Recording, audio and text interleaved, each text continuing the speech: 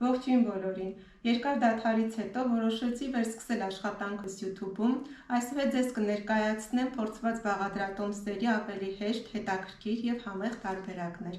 այնպես որ հետևեք իմ ալիքին։ Այսօր առաջարկում եմ պատրաստել կտրատված կաղամբի թթու կամ ինչպես անվանում են Մալականի թթու։ Այստեղ ես բաղադրիչները արդեն պատրաստել եմ, կաղամբը կտրատել եմ, քերիչով գազար եմ անցկացրել, մեզ պետք է նաև աղ, շաքարավազ, դափնու տերև հատիկավոր պղպեղ եւ սխտոր ըստ ցանկության։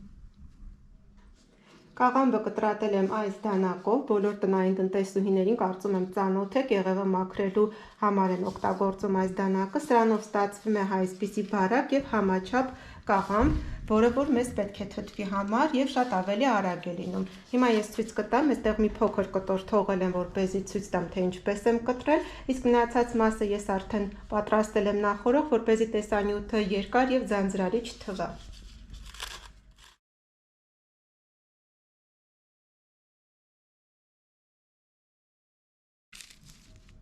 Կտրատելուց հետո կաղամբի վրայից կավելացնեմ քերիչով անցկացրած գազարը, 2 կիլոգրամ կաղամբի համար օգտագործում եմ 200 գրամ գազար։ Մի հատ էսպես լավ կխառնեմ, հետո կավելացնեմ մնացած կաղամբը։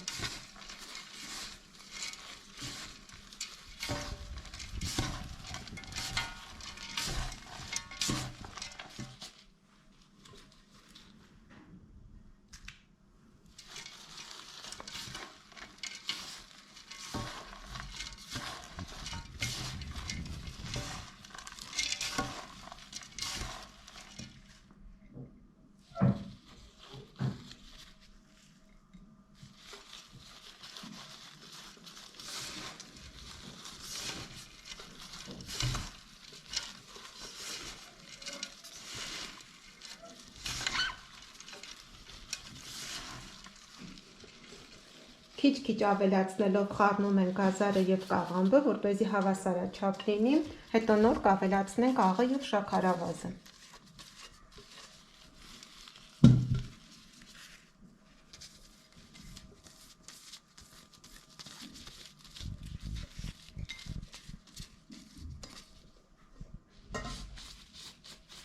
Հիմա կավելացնեմ աղը, այս չափաբաժնի համար օգտագործելու եմ 3 ճաշի գթալ աղ, այս տեսակ թթվի համար աղը շատ չենք լցնում, պետք է փորձելիս մեզ դուր գա աղի համը, շատ աղի չենք բռնացնում, այսպես 3 ճաշի գթալ, բայց ոչ ամբողջական կլցնեմ։ Թթվի համար օգտագործում ենք խոշոր աղ, որպեսզի չլխկովի, չփտի մեր թթուն։ Եվ 1 ճաշի գթալ շաքարավազ կավելացնեմ, որպեսզի թթվեցման process-ը ավելի արագ ստացվի։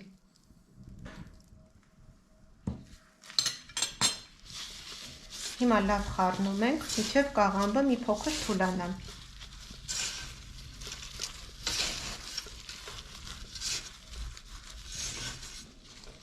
Այստեղ ունեմ 2 ատամիկ սխտոր քերիչով անցկացրած, սա էլ կլցնեմ, սխտորը պարտադիր բաղադրիչ չէ, անցած ձմռանն եմ այսպես պատրաստել, շատ համեղ էր ստացվել, կարող եք փորձել նաև սխտորով տարբերակը։ Եվ մի լավ այսպես ձեռքերով տակու վրա ենք անում, տրորում ենք, մինչև ջութը դուրս տա։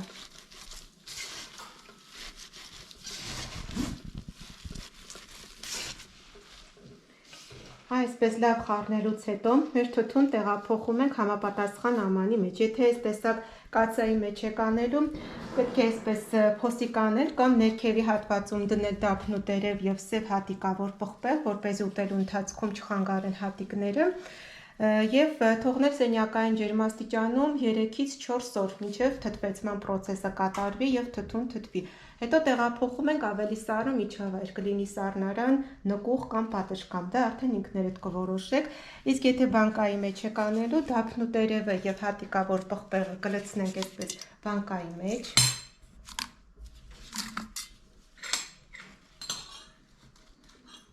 Ինձ համար ավելի նպատակահարմար է բանկայի մեջ թողնել, քանի որ սառնարանում եմ պահելու։ Իսկ եթե այս տեսակ մեծ ամանի մեջ եք թողնելու, ամեն օր այսպես 2-ից 3 անգամ մի հատ տակու վրա եք անում, որպեսզի թթվեցումը հավասարաչափ կատարվի։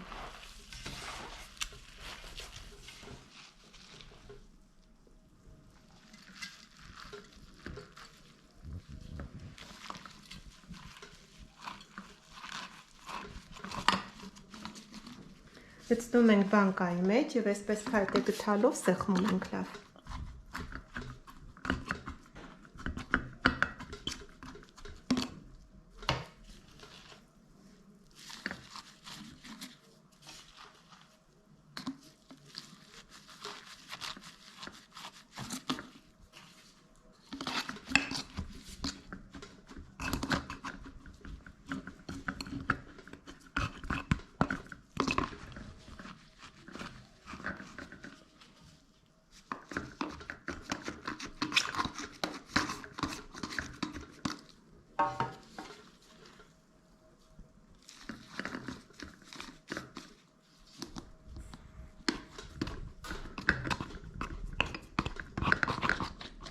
Միջև վերջ բանկայի մեջ այսպես սեղմելով կաղամբը լցնում ենք, վրայից նորից դնում ենք դափնու տերև և սև հատիկավոր պղպեղ։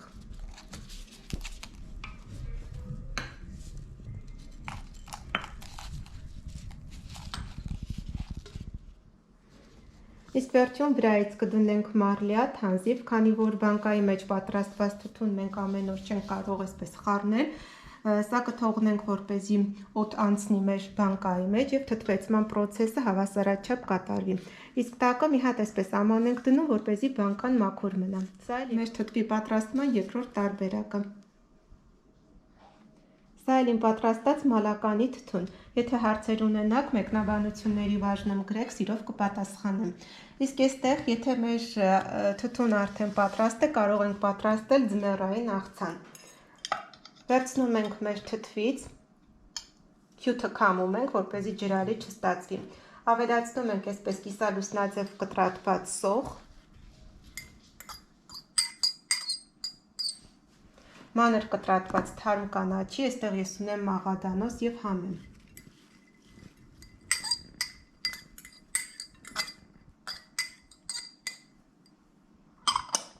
Եվ մի փոքր բուսայուղ ենք լցնում վրայից։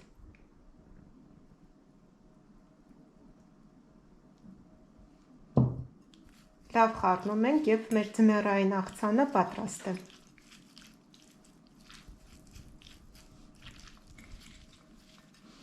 Սա էլ մեր աղցանի վերջնական տեսքը։ Այսօրվա համար նախապատրաստել էի այսքանը, կհանդիպենք շատ շուտով ավելի հետաքրքիր և համեղ բաղադրատոմսով։